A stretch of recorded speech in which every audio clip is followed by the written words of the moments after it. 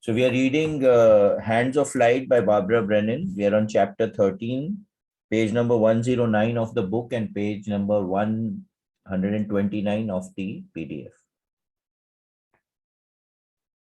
13.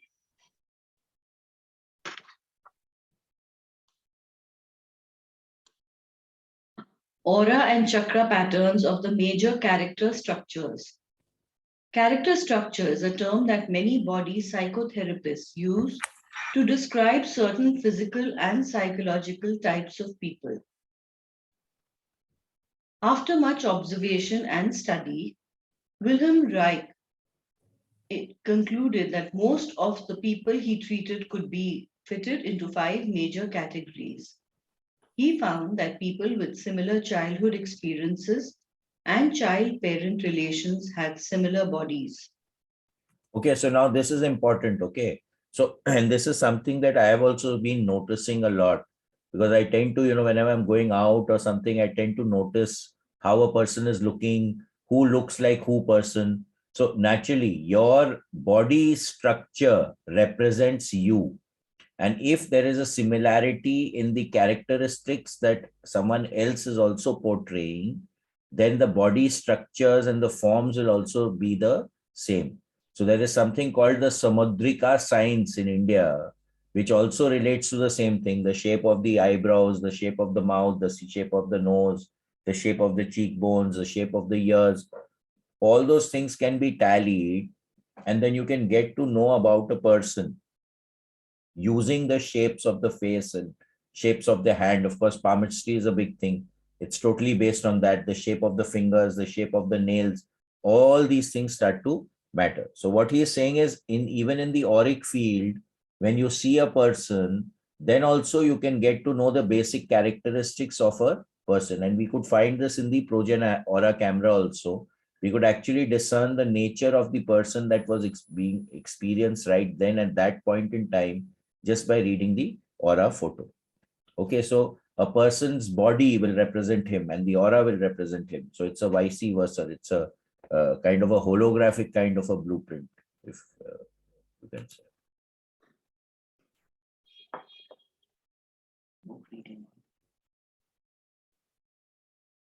Shivangda, you're on. He also found that people with similar bodies had similar basic psychological dynamics.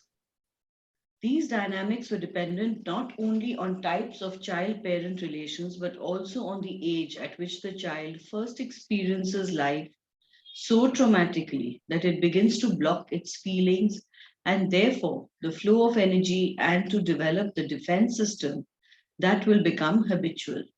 So again, any kind of trauma will always create a block in our system. And this is something that we are finding in the biofield tuning also, that when we get into the timeline, these blocks come. Sometimes it comes like a wall. A huge traumatic situation has taken place, or there's a dip in the field, etc., etc. And they remain in the field unless they are taken care of. So if a child is experiencing these blocks in the first few years, they will constantly come up in their other periods in their life, and they will influence whatever is happening in their life if there is a vibratory resonance with that effect that happened while they were a child.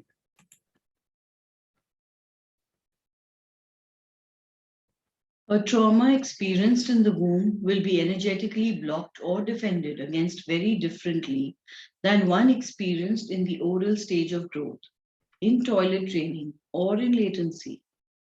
This is only natural because the individual and his field are so different at different stages of life.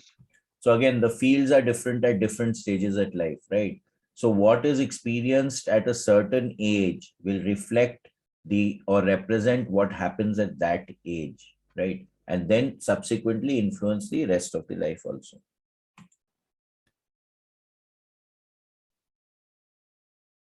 In this section, I will give some basic descriptions of each character structure, including etiology, body forms, and their auric configurations.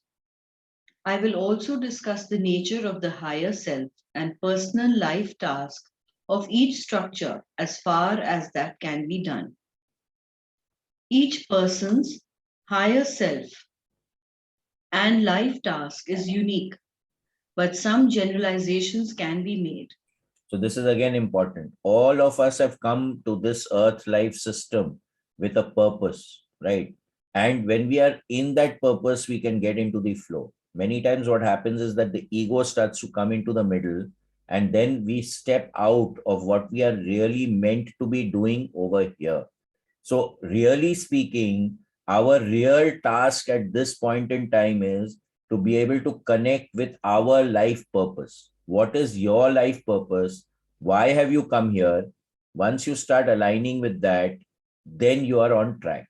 Okay, so what she's saying that each person's higher self and life task is unique, but some generalizations can be made. So there may be similarities in what people need to do. Okay, there's always a characteristic similarity with people, etc., etc.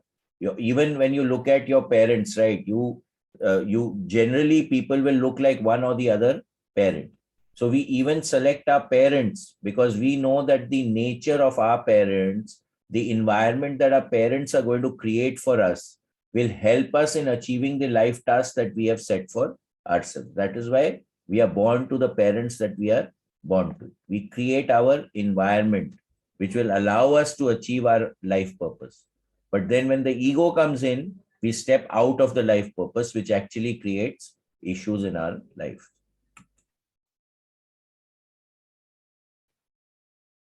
The higher self of a person is seen as the divine spark within, or the God self within each individual, the place where we are already one with God. There is a divine spark in every cell of our physical and spiritual being, which contains this inner divine consciousness. So the divinity is already within us. Okay, it is not away from us. Like today, when that divinity moves out of us, then you will not remain you. You will become the body. Okay, so that divinity is definitely there within us, and it's there in every cell of our body. The life task is seen in two forms. First, on the personal level, there is a personal task which has the purpose of learning to express a new part of one's identity. The parts of the soul that are not one with God help form the specific incarnation in order to learn how to be one with the Creator and still remain individuated. So again, over here, the Godhead is one, right? Now the Godhead wanted to experience what is an experience. So if you know everything, you can't experience anything. So that individualization had to be created, dualism had to be created for the Godhead to be able to experience certain things, right?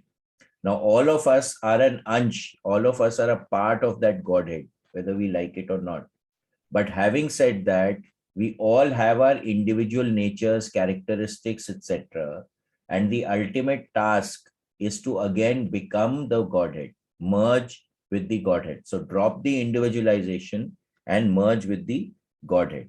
But we can only do that when we follow what we were meant to do here, which actually created our individualization. So it's like a full circle that keeps going round and round.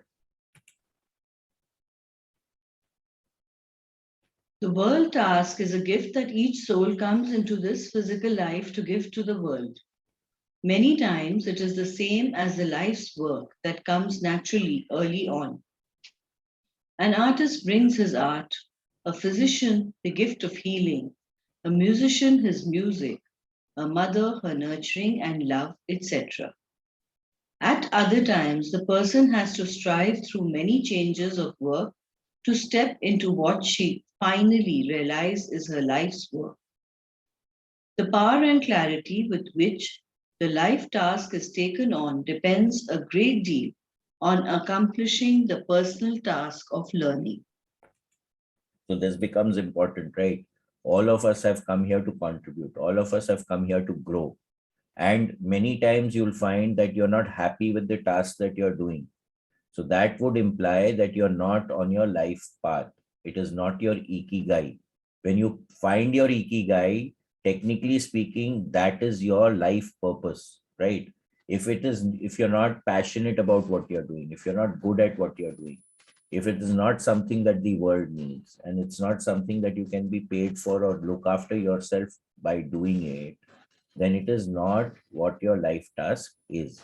So I would say that over here, if you can find and look for your ikigai, you will find your life purpose. And when you are doing your life purpose, most of the time it should conjunct with the world purpose also, because it is something that the world needs.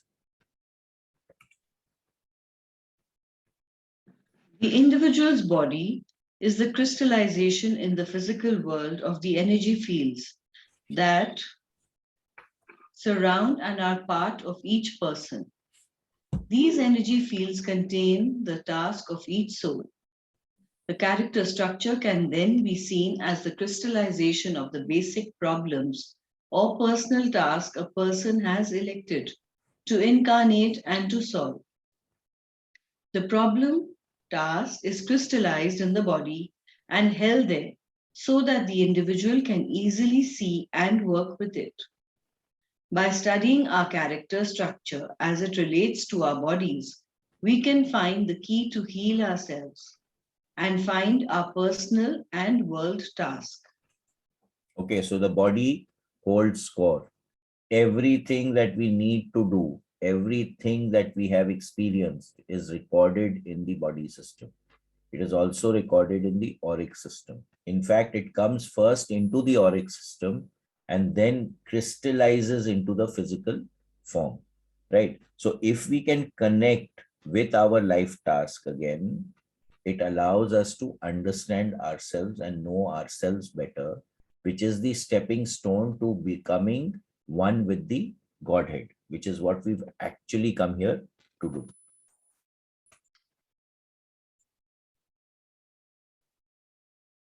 The basic malady I have found in all the people I have ever worked with is self hatred.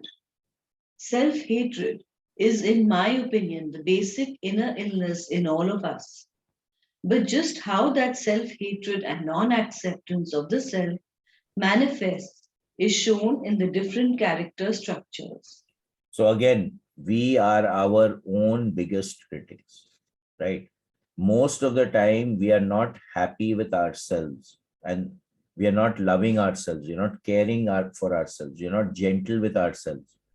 We sometimes don't push ourselves at the pace that we need to push ourselves, because again, that is not caring for ourselves. Sometimes we get into over care of ourselves, which again creates lots of problems for us going forward, and when we are living in this earth life uh, system, earth life reality, right? So we need to start becoming gentle and more compassionate with ourselves. This is the first step, I think, for us to be able to move towards what we are really wanting to achieve over here.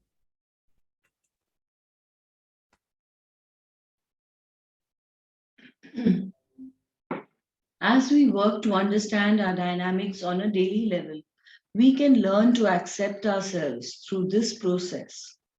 We can go through years of living by God's will, the God within, by the truth, and by love. These are all steps to self realization, but until we can love unconditionally, we are not yet home. This means starting with the self. Can we love ourselves unconditionally even though we see our shortcomings? Can we forgive ourselves when we make a mess of things? Can we, after making a mess, get right up and say, well, I'll have to learn from that one. I'm a woman or man of God. I realign myself with the light and keep going through whatever it takes to find my way back to my God self inside and home. Okay, so what does this imply over here, right? Again, when we look at it from the perspective of the grid, if you are hating yourself, if you're criticizing yourself, if you're not loving yourself, you're automatically on the left side of the grid. When you start loving yourself, when you are at peace with yourself, when you are calm with yourself, you are happy with yourself, that is the only time that you will be on the right side of the grid. And growth, or whatever direction that we want to go to, can only manifest when we are on the right side of the grid, right? So this becomes very important. I think the uh, uh, the resilience grid is such a wonderful tool that if we can just start using it and be aware of where we are operating from on a day-to-day basis, a minute-to-minute basis, I would say that 80% of all our jhamela gets taken care of. Yes, Renuji. Bhaiya, isn't this whole thing of hate and guilt learned so much in childhood Yeah. that we people at our age have outgrown it, but somehow, how can one be, how is it that one could... See, first and foremost, the parents have to stop hating themselves, right? Because the children are copying what the parents are doing. So that is why the parent becoming aware of what is happening, I would say, would be the first step. Only if the parent is aware, can they teach the children to behave in a particular way, right? Also, when the parents becomes aware of what is happening and where they are operating from, only then they can teach the child where to operate from. So in my view, what I think is so important is that number one, these principles, etc., should be taught to parents before they conceive a child. All okay, and then they should be taught along with the child also, to be frank with you. And then taking it one step forward, I would say that the teachers also need to be taught all this, because the child is spending a lot of time with the teachers. So now what is the child learning from the environment that it is in? Now, having said that, another thing that has happened is that the nuclear family system has also derailed stuff to a large extent, because when we had a joint family, the children used to be around the grandparents. And the grandparents, due to wisdom of age and experiences, unless they are holding on to a lot of stuff with them, generally have started becoming more selfless, right? Because now they know that they are going to exit. So the teaching and the wisdom that they used to impart to the children was actually associated with this only, what we are talking about here, right? But now who is the child being looked after by? Maids. So what is the consciousness level of the maids? And if the child is spending more time with the maid, what do you think the child is going to imbibe? Are you getting the picture over here? Right. Absolutely, Bhaiya. So this becomes very, very important. And of course, in the rat race, everyone wants to earn more money. Everyone wants a career.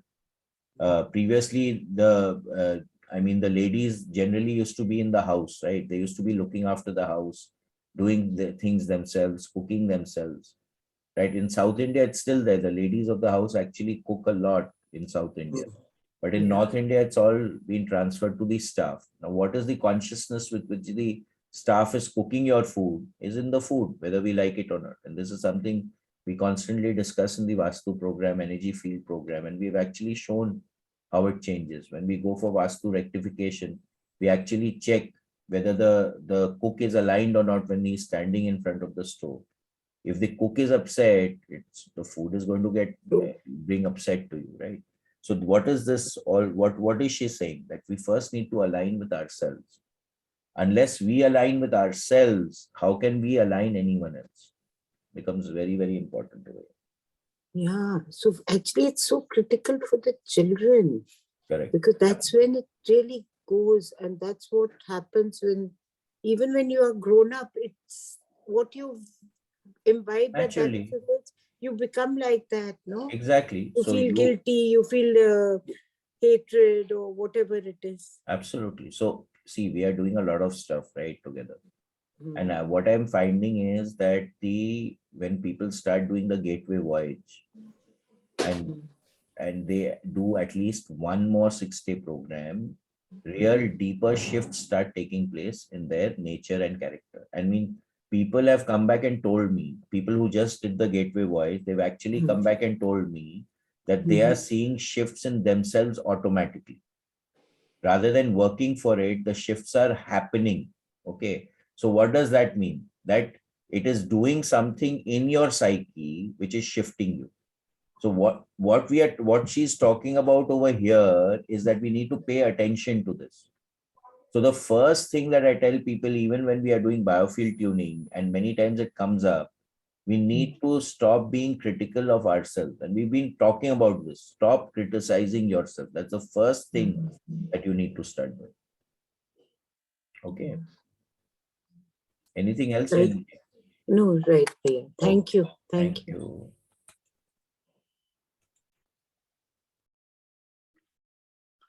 So with that in mind, let us turn to the character structures, knowing that to address the deeper issues that relate to why each of us is a certain type or combination of types of character structure in the first place will probably take a lifetime. Working together, Doctors Al Lowen and John Pirakos originally categorized the major aspects of the character structures on the physical and personality levels. To these, John Pirakos added the spiritual and energetic aspects. He changed the meaning of the character structures by adding the spiritual dimensions of humankind to the purely biological and disease elements that Reich had developed. As part of this work, Pirakos related chakra function to the character structures. I carried that work further and developed the general auric patterns of each character structure, as shown in figures 13.5 through 13.8, and the energetic defense systems given in chapter 12. Figures 13.1, 13.2, and 13.3 give tables showing the major characteristics of each structure. These tables were compiled by the bioenergetic training class given by Dr. Jim Cox in 1972 and by the core energetic training class given by Dr. John Pirakos in 1975, in which I was studying. I have added the energy field information from my own work. Okay, so we'll be coming to the charts and then we'll see how it works. This is going to be interesting, I guess. The skeloid structure. The first character structure, first in the sense that the major cutoff of life energy flow took place earliest, is called the skeloid structure. In this case, the first traumatic experience took place before or at birth, or within the first few days of life. The trauma is usually centered around some hostility received directly from a parent, such as anger in a parent not wanting the child, or trauma during the birthing process, such as the mother becoming emotionally disconnected from the child and the child feeling abandoned. The range of such events is great. A slight disconnection between mother and child for one child could be very traumatic, whereas it may not have the slightest effect on another. This is related to the nature of the incoming soul and what task it has chosen for itself in this lifetime. Right. So all of us actually decide what we are coming here for. And during the birth process, it is very important that what is happening during the birth process. So we had a talk by Zia on postpartum stress disorder. We also had a talk by Jaspreet Bhatia on prenatal issues which take place during the child when the child is in the womb. So whatever the mother is experiencing when the child is in the womb affects the child, and also the birthing process It's a natural birthing? Is it a forceps birthing? Is it a C-section? All these factors will start to affect what is happening with the child going forward. Shimangla, in the life system, now there's one thing now where we do the 4 things. I'm forgetting the name of that. Miasms. Yeah. So So the emotional panel no. where The miasms. So again, when you are looking at homeopathy, Hannibal was the guy who developed homeopathy, and he Hahnemann, found Hahnemann. So he found that certain homeopathic medicine would not work on certain people. And ultimately, he came out with something called miasms, which is, I think, going to be very similar to what we are going to be reading over here. So if a person had a certain miasm, the medication would not work. And it is dependent on these traumas, which we are going to be talking up over here. I Okay, was so talking about the emotional panel, even that on the life system. Remember the case which you had, no, where Shimanga, that I'm talking of child, something different. no, here it said the childbirth, that the mother rejecting the child or feeling this thing abandoned. And what happened to that child, that the child became so stuck to the mother that she wouldn't leave her for a second. Yeah, so that can also If you happen. remember that. Yes, I remember that. But what I'm talking about, we are talking about nature and characteristics over here. That is more connected with miasms. That is a specific incident, what you are talking about. But the miasms is a broad spectrum of what happens to a person. Yeah, can you spell miasm? Shimangla, please spell it. MIASM. Thank you. Bhaiya, Yes. but a lot of times they say the mother begins feeling certain things depending on the child. Also, what? Yeah. So the child, the soul which is coming into the mother will naturally also have an effect on the mother, right? But the soul is choosing the mother based on her characteristics and the father's characteristics, right? So the influence of the parents is very much higher on the child than the child is technically on the parents. Again, unless a really highly evolved soul is coming into the mother's womb. Okay. So generally speaking, epigenetics, what Bruce Lipton was talking about, that what is your environment will affect you a lot, right? The genetic code which is there, which is the switch which will be flipped, is dependent on epigenetics. So you may have a propensity to have a certain nature or a character, but your environment will also trigger it, right? So what is she talking about over here? Your birth process, when you were being born, what was happening around you? Your mother rejecting you, right? Your parents are constantly annoyed and angry. They're constantly fighting. It'll all affect the children.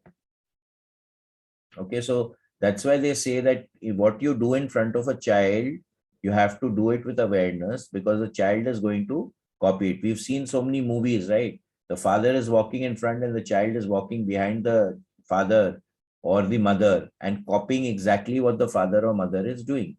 So the children will copy what they see. So we have to be very clear that whatever we are giving our child, we need to be aware of what we are doing and giving the child.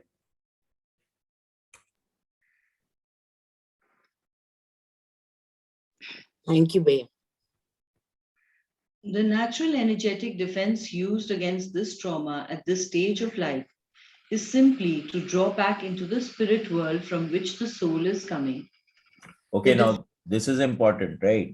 So draw back into the spirit world where the soul is coming. So now what also happens, and we discussed this in the book in the beginning also, the soul doesn't come and stay in the child all the time. The spirit of the who's going to occupy that body of that child comes and goes. This is something that I think it was discussed in even far journeys. Okay, so this becomes the thing is that the soul doesn't stick there, it comes and goes. Now, if there's too much of trauma going on at that point, the soul has the option to withdraw for some time and then come back again.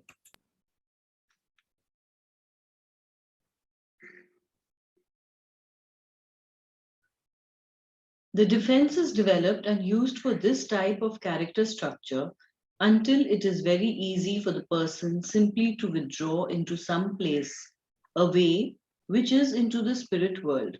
See figure 12.3.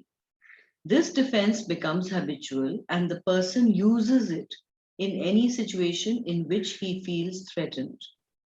To compensate for his defense of flying away, he tries to hold himself together on the personality level. His basic fault is fear. Fear that he has no right to exist. So again, when we look at it from Robert Monroe's perspective in the Gateway Voyage also, Robert Monroe clearly says that the first thing that we encounter is fear. And what is that fear? That we are going to die, right? We are not meant to be over here. So this is exactly what she is also saying, that we develop characteristics to be able to overcome this fear. And that is what ultimately becomes the box, which again, Robert Monroe says that is what we need to transcend. We need to step out of our boxes or make holes in the boxes so that we can see outside as to what is and what is possible. In interacting with others, be they the therapist or friends, he will speak in a depersonalized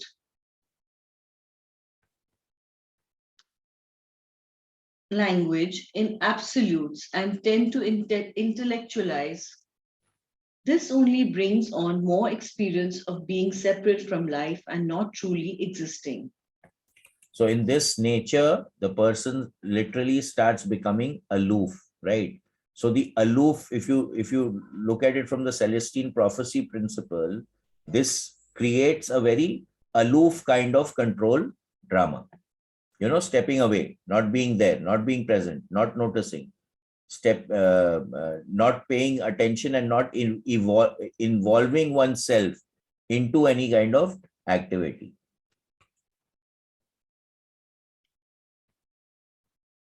When he presents himself for therapy, the presenting complaint will be a great deal of fear and anxiety.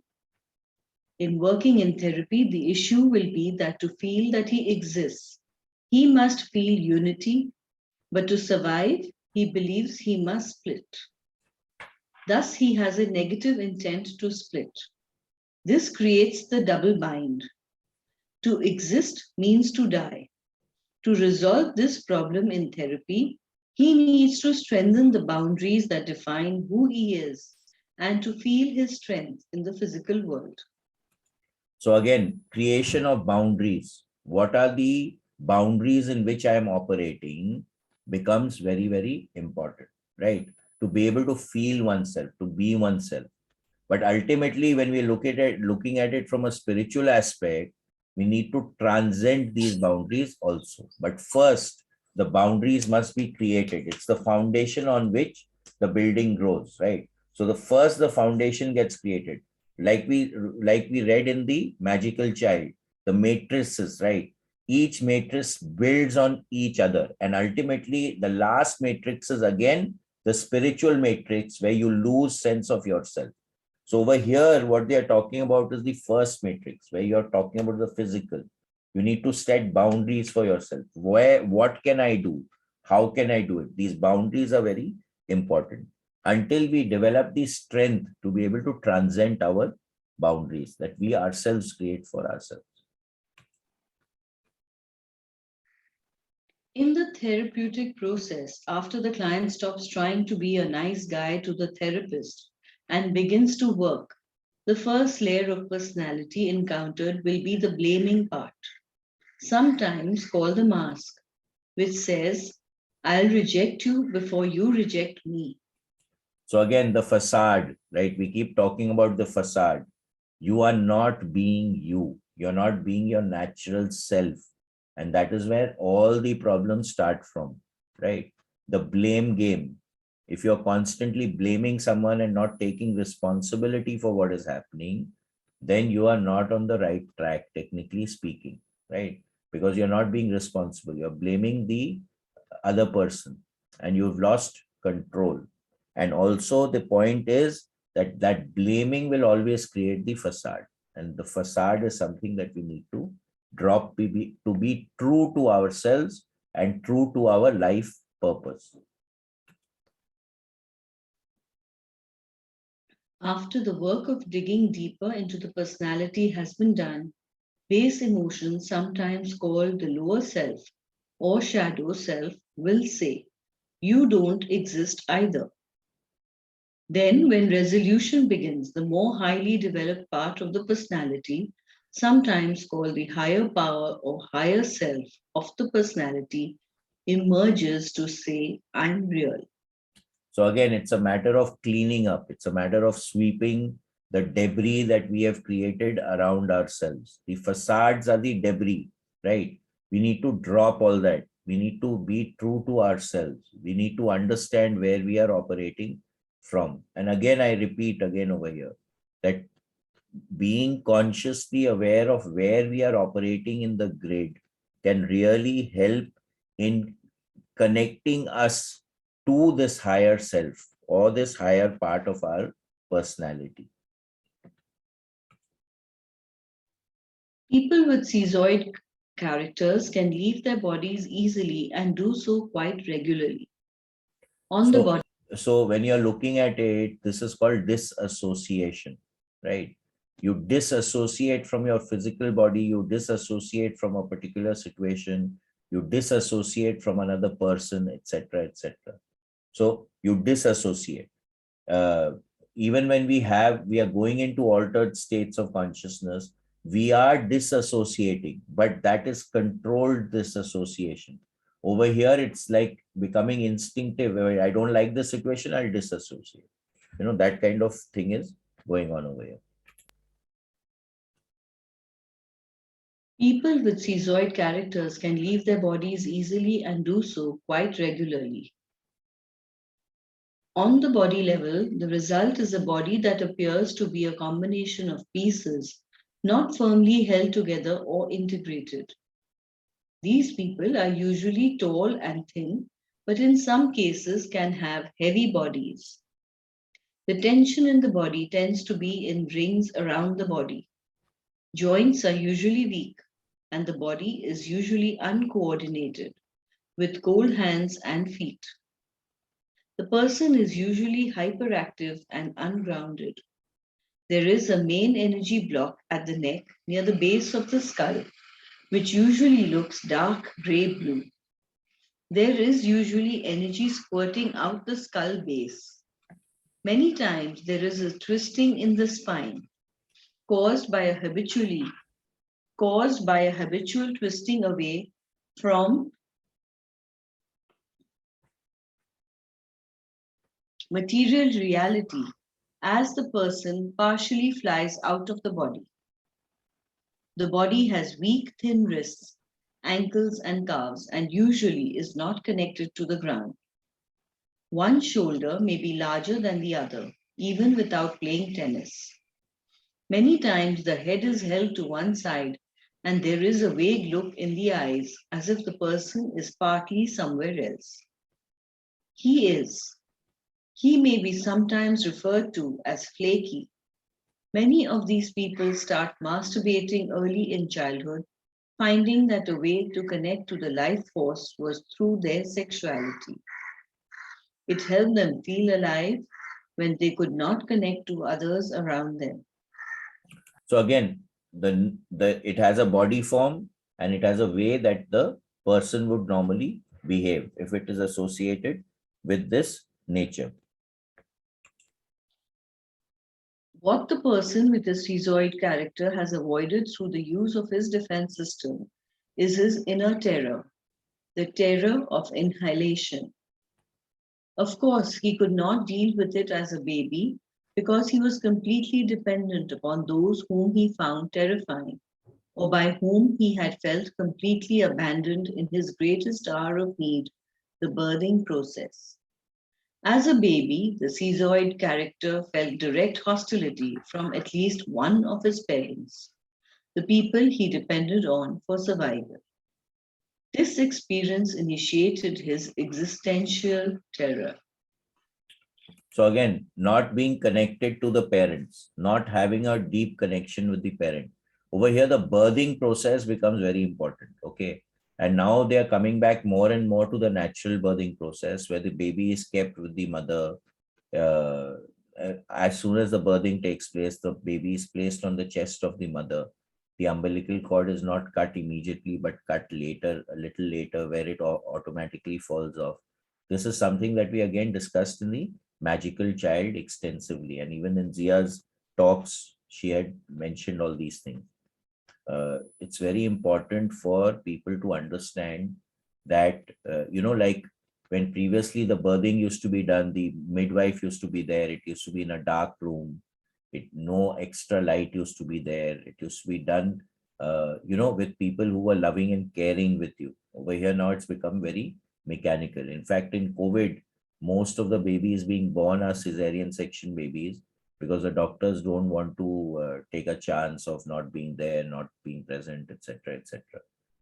So it's putting a lot of stress on babies itself and on the parents for that matter.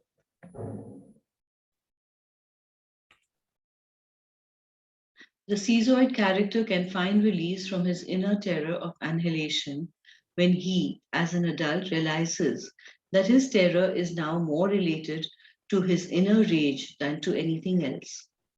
This rage comes from continuing to experience the world as a very cold, hostile place where isolation is forced upon anyone who wants to survive. A part of this schizoid being fully believes this to be the essence of material reality. Under this rage is the great pain of knowing that what he needs is loving, warm connection and nourishment from other humans. But in many cases, he has not been able to create that in his life. So again, the basic thing is we are always operating out of fear. That has become the natural state of things, right?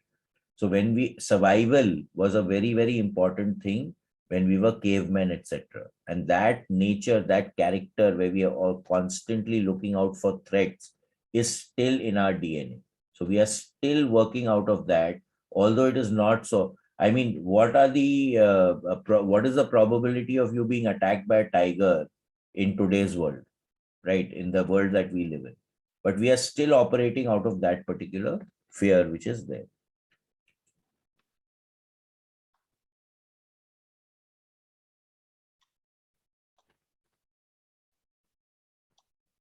His terror is that his own rage will cause him to blow apart into pieces that will scatter into the universe. The key for him is to face his own rage little by little without flying away in defense. If he can stand on the ground and allow the terror and rage to come out, he will release the inner pain and the longing for connection with others and make a place for self love to come in. Self love takes practice. Now, this is We so all need important. it, no matter. This is now so important, right? We need to keep jhadu maroing ourselves. We need to start being aware of what we are doing. Where are we operating from? How are we operating? What are we doing, whether it is valuable for us or not, rather than flying off in a tizzy all the time, right? This becomes important. And this is something that we are seeing by using the resilience advantage tools that we have, the tools that we get in the excursion. You'll find that you'll start becoming cooler and calmer, more centered as you start using the tools. So he's saying here the key for him is to face his own rage little by little without flying off in defense. So your resilience needs to start getting built up. That is what basically self-love is all about. The less you lose it, the more love you have for yourself, technically speaking. Again, it's not related to disassociation. It's being present and still being able to handle yourself and keep yourself centered. We all need it, no matter what combination of character structures we may be. Self-love comes from living in ways that do not betray oneself. It comes from living according to one's inner truth, whatever that may be. It comes from not betraying oneself. It can be practiced through simple self-love exercises given in the final section. So again, very, very clearly, right? Self-love comes from living in ways that do not betray oneself. Every time that you're operating from the left side of the grid, technically you are betraying yourself because it is not worth it. It is not good for yourself. It is not good for your growth. It is not aligning you with your higher self, your life purpose, right? Putting it simply, again, I'm repeating, being aware of where you're on the grid really puts all the stuff that we are reading over here into perspective. Okay, so what we can do is, yeah. Anyone, anything to say? I think we need to stop here today.